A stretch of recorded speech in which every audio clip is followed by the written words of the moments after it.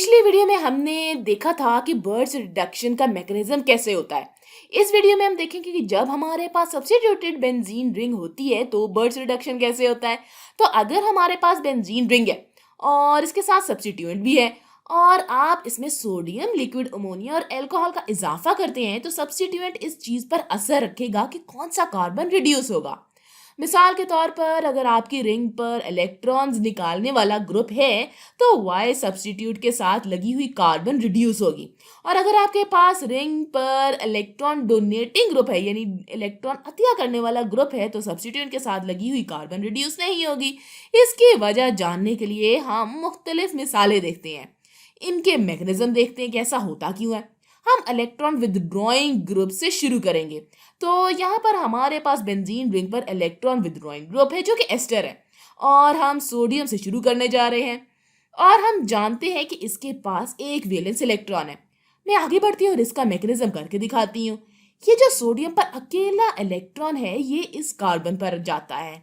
Sodium इस carbon को electron donate कर देता है और हमारे पास यहाँ पर बॉन्ड है जिसमें दो इलेक्ट्रॉन्स हैं जिनमें से एक इलेक्ट्रॉन बाहर कार्बन पर आता है और दूसरा इलेक्ट्रॉन यहाँ अंदर की तरफ हरकत करता है।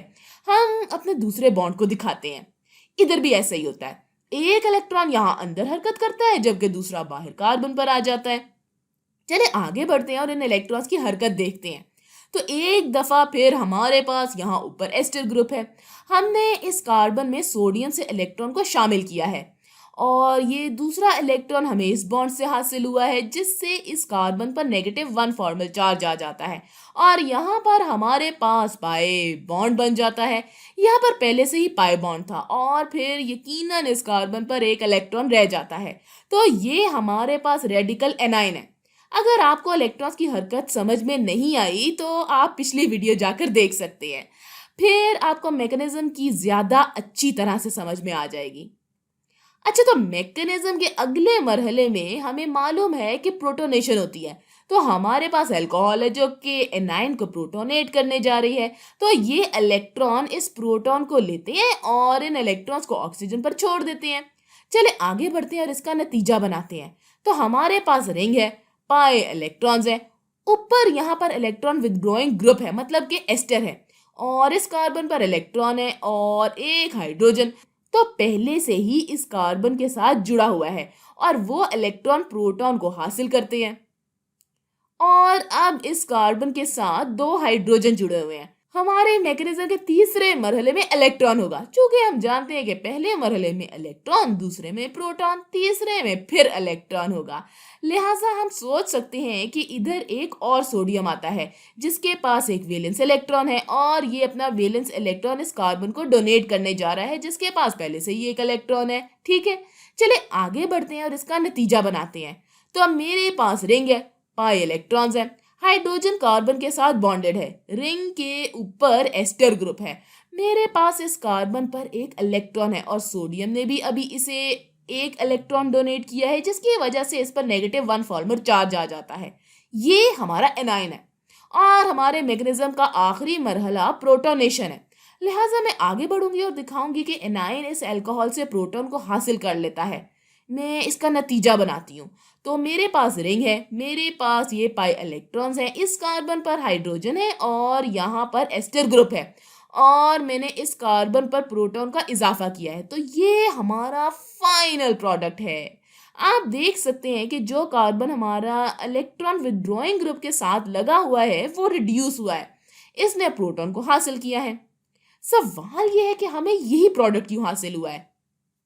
इसको सोचने का एक तरीका ये है कि इस स्ट्रक्चर की तरफ वापस जाया जाए, इस एनाइन के स्टेप की तरफ वापस चलें। मैं इलेक्ट्रॉन विदड्रॉइंग ग्रुप की वजह से इस एनाइन के लिए रेजोनेंस स्ट्रक्चर बना सकती हूँ। तो मैं आगे बढ़ती हूँ और रेजोनेंस ब्रैकेट्स बना लेती हूँ और रेजोनेंस के तीर भी मैं लाल रंग से इन इलेक्ट्रॉन्स की निशानदेही करती हूँ जो कि रेजोनेंस स्ट्रक्चर बनाने में हिस्सा ले सकते हैं, क्योंकि यहाँ पर इलेक्ट्रॉन विदड्रॉइंग ग्रुप मौजूद है और हम जानते हैं कि इस ऑक्सीजन पर इलेक्ट्रॉन्स के दो लोन पेयर्स मौजूद हैं। अगर ये इलेक्ट्रॉन्स इधर हरकत करते हैं और बॉन्ड बनाते हैं तो ये पाई इलेक्ट्रॉन्स ऑक्सीजन पर आ जाएंगे। चले आगे बढ़ते हैं और रेजोनेंस स्ट्रक्चर्स बनाते हैं। तो हमारे पास रिंग है, पाई इलेक्ट्रॉन्स है और अब रिंग वाली कार्बन इस कार्बन के साथ डबल बॉन्डेड है जो कि आगे ऑक्सीजन के साथ जुड़ी हुई है। इस ऑक्सीजन पर अब इलेक्ट्रॉन्स के 3 लोन पेयर्स हैं जिसकी वजह से इस पर -1 फॉर्मल चार्ज आ जाता है और हमारे पास अभी तक मॉलिक्यूल पर ये हिस्सा बाकी है और यकीनन हाइड्रोजन भी बाकी है। मैं आपको लाल रंग में जो इलेक्ट्रॉन्स हैं वो दिखाती हूँ। तो ये जो लाल रंग में इलेक्ट्रॉन्स हैं इधर आकर पाई बॉन्ड बनाते हैं, लिहाजा इप्सो पोजीशन पर रेजोनेंस स्टेबल है। इप्सो पोजीशन वो पोजीशन है जो सब्स्टिट्यूएंट के बिल्कुल साथ वाली है।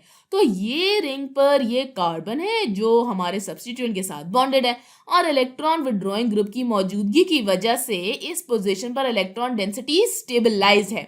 और अगर आप इस रेडिकल एनाइन की तरफ वापस चलते हैं तो ये इलेक्ट्रॉन्स दर हकीकत डीलोकलाइज्ड हैं। इस इलेक्ट्रॉन विड्रॉइंग ग्रुप की वजह से इस इप्सो पोजीशन पर और पैरा पोजीशन पर इलेक्ट्रॉन डेंसिटी स्टेबलाइज्ड है। इसलिए आप देख सकते हैं कि इस पोजीशन पर मौजूद कार्बन्स की रिडक्शन हो रही है। इस सब से हमें अंदाजा हो गया है कि जब हमारी रिंग पर इलेक्ट्रॉन विड्रॉइंग ग्रुप मौजूद होता है तो हमें क्यों ये प्रोडक्ट हासिल होती है। चले अब इलेक्ट्रॉन डोनेटिंग ग्रुप यानी कि इलेक्ट्रॉन अतिया करने वाले ग्रुप की एक मिसाल करके देखते हैं और फिर इन दोनों का मुआवजा करेंगे। अच्छा, तो इधर हमारे पास जो इलेक्ट्रॉन डोनेटिंग ग्रुप है वो मिथॉक्सी ग्रुप है। तो ये हमारा मिथॉक्सी ग्रुप है जिसमें हम जानते हैं कि ऑक्सीजन के पास इलेक्ट्रॉन के 2 लोन पेयर्स मौजूद हैं और यही रिंग की इलेक्ट्रॉन डेंसिटी को बढ़ाते हैं। इसीलिए methoxy group electron donating group है, जैसा कि हमने पिछली वीडियोस में देखा। चलें अब हम मैकेनिज्म शुरू करते हैं और फिर मैं आपको बताऊंगी कि क्या वजह है कि हमें ऐसा प्रोडक्ट हासिल होता है। सोडियम अपना वैलेंस इलेक्ट्रॉन रिंग की इस कार्बन को डोनेट करता है। बॉन्ड का एक इलेक्ट्रॉन इसी कार्बन पर जिसको सोडियम इलेक्ट्रॉन डोनेट कर रहा है बाहर की तरफ आ जाता है और दूसरा इलेक्ट्रॉन यहाँ अंदर की तरफ चला जाता है। इस बॉन्ड के लिए भी ऐसा ही होता है। एक इलेक्ट्रॉन इधर बाहर की तरफ कार्बन पर आ जाता है और दूसरा अंदर की तरफ चला जाता है। चले आगे बढ़ते हैं, तमाम इलेक्ट्रॉन्स की हरकत का नतीजा बनाते हैं। तो एक दफा फिर यहाँ ऊपर मिथॉक्सी ग्रुप है। इस कार्बन ने सोडियम से इलेक्ट्रॉन लिया और बॉन्ड से भी इलेक्ट्रॉन लिया, इसलिए इस पर -1 फॉर्मल चार्ज आ जाता है। यहाँ पर हमारे पास पाई बॉन्ड बन जाता है और अनपेयर्ड इलेक्ट्रॉन भी मौजूद है, इसलिए ये हमारा रेडिकल एनाइन है। अगला मरहला यकीनन प्रोटोनेशन है, इसलिए हम आगे बढ़ते हैं और अल्कोहल को इधर लिखते हैं। लिहाजा हमारा कार्बन 9 बेस के तौर पर काम करता है, प्रोटॉन को हासिल करता है। चलिए आगे बढ़ते हैं और इसका नतीजा बनाते हैं। तो ये ऑर्थो पोजीशन पर प्रोटोनेशन है। अगर मैं इस कार्बन के बारे में बात करती हूँ तो मिथॉक्सी ग्रुप की ऑर्थो पोजीशन पर प्रोटोनेशन होगी, लिहाजा इधर पहले से ही हाइड्रोजन मौजूद है और प्रोटोनेशन की वजह से इधर एक हाइड्रोजन आ जाता है। हमारे पास अभी तक अनपेयर्ड इलेक्ट्रॉन है। चले मैकेनिज्म के तीसरे मरहले की तरफ बढ़ते हैं जो कि हम जानते हैं कि इलेक्ट्रॉन वाला स्टेप है। तो हमें सोडियम हासिल होगा यहाँ, इसलिए सोडियम वैलेंस इलेक्ट्रॉन को इधर डोनेट करता है। चले इसका नतीजा बना लेते हैं। हमारे पास रिंग है, इलेक्ट्रॉन डोनेटिंग ग्रुप है, पाई इलेक्ट्रॉन्स है, हाइड्रोजन है और इस कार्बन पर एक इलेक्ट्रॉन है और एक इलेक्ट्रॉन यहाँ है जो कि सोडियम से इस पर आता है। इसकी वजह से इस पर -1 फॉर्मल चार्ज आ जाता है, लिहाजा ये हमारा एनाइन है। अब अगला मरहला प्रोटोनेशन होगा। इस दफा प्रोटोनेशन मेटा पोजीशन पर होगी। अगर हम इस कार्बन की बात करते हैं तो हम इस बार इलेक्ट्रॉन डोनेटिंग ग्रुप के मुआवजे में मेटा प्रोटोनेशन की बात कर रहे हैं, लिहाजा ये इलेक्ट्रॉन्स अल्कोहल से प्रोटॉन लेते हैं और इन इलेक्ट्रॉन्स को ऑक्सीजन पर छोड़ देते हैं। हम आगे बढ़ते हैं और अपना प्रोडक्ट बना लेते हैं। हमारा मिथॉक्सी ग्रुप पाई इलेक्ट्रॉन्स इस कार्बन पर हाइड्रोजन्स और इस कार्बन पर पहले से ही एक हाइड्रोजन मौजूद है ना, फिर इसने प्रोटॉन को हासिल किया। अब इस पर 2 हाइड्रोजन्स है, तो ये हमारा प्रोडक्ट है। यहाँ पर सवाल ये बनता है कि ये इलेक्ट्रॉन विथड्रॉइंग ग्रुप से मुख्तलिफ क्यों है, इलेक्ट्रॉन डोनेटिंग ग्रुप में ऐसा क्यों होता है। एक दफा फिर हम इस कार्बन को देखते हैं जो हमारे मिथॉक्सी ग्रुप के साथ बॉन्डेड है, जो कि हमारा इलेक्ट्रॉन डोनेटिंग ग्रुप है। ये कार्बन रिड्यूस नहीं हुआ। इस मैकेनिज्म के बारे में सोचने का एक तरीका ये भी है कि आप देख सकते हैं कि हमारे पास ऑर्थो और मेटा पोजीशन पर इलेक्ट्रॉन डेंसिटी कितनी ज्यादा थी, इसलिए यही वाली कार्बन रिड्यूस हुई है। इस बात की हमें समझ आती है कि वो वाली कार्बन जो इलेक्ट्रॉन डोनेटिंग ग्रुप के साथ बॉन्डेड है वो रिड्यूस नहीं हुई, क्योंकि हमारा इलेक्ट्रॉन डोनेटिंग ग्रुप इस कार्बन को कुछ इलेक्ट्रॉन डेंसिटी डोनेट कर देगा। मैं यहाँ पर एक छोटी सी तस्वीर बनाकर आपको समझाती हूँ ताकि आपको अच्छी तरह से समझ में आ जाए कि मैं क्या बात कर रही हूँ। अगर मेरे पास इलेक्ट्रॉन डोनेटिंग ग्रुप है, तो मैं इलेक्ट्रॉन्स को इधर ले जा सकती हूँ, जिससे इधर इलेक्ट्रॉन डेंसिटी बढ़ जाएगी। अगर हमारे पास इस कार्बन पर -1 फॉर्मल चार्ज हो या कुछ इलेक्ट्रॉन डेंसिटी हो, तो ये इलेक्ट्रॉन्स एनाइन को डिस्टेबलाइज कर देंगे। इसलिए आप इप्सो और पैरा पोजीशन पर रिडक्शन नहीं देखेंगे। इलेक्ट्रॉन विड्रॉइंग ग्रुप इप्सो और पैरा पोजीशन पर इलेक्ट्रॉन डेंसिटी को स्टेबल करता है, लेकिन इलेक्ट्रॉन डोनेटिंग ग्रुप के मामले में ऐसा नहीं होता। ये इन पोजीशंस पर इलेक्ट्रॉन डेंसिटी को डिस्टेबलाइज कर देता है। इसलिए आप ऑर्थो और मेटा पोजीशन पर देखते हैं कि इन पोजीशंस पर डिस्टेबलाइजेशन नहीं होती। और यकीनन आप इस ऑर्थो और मेटा पोजीशन के बारे में भी सोच सकते हैं। ये इस मिसाल के लिए सिमेट्री की वजह से मानी नहीं रखता, लेकिन ये इसको सोचने का एक तरीका ज़रूर है। हो सकता है कि ये बेहतरीन वजाहत ना हो, लेकिन ये इसको सोचने का एक तरीका ज़रूर है। एक वक्त था जब प्रोटोनेशन की तरतीब पर इत्तेफाक नहीं पाया जाता था। कहा जाता था कि पहले ऑर्थो प्रोटोनेशन होनी चाहिए, फिर मेटा प्रोटोनेशन होनी चाहिए। लेकिन कुछ लोगों का ख्याल था कि पहले मेटा होनी चाहिए, बाद में ऑर्थो होनी चाहिए। लेकिन मेरे ख्याल से आपको मालूम हो गया होगा कि पहले ऑर्थो होती है, फिर मेटा होती है।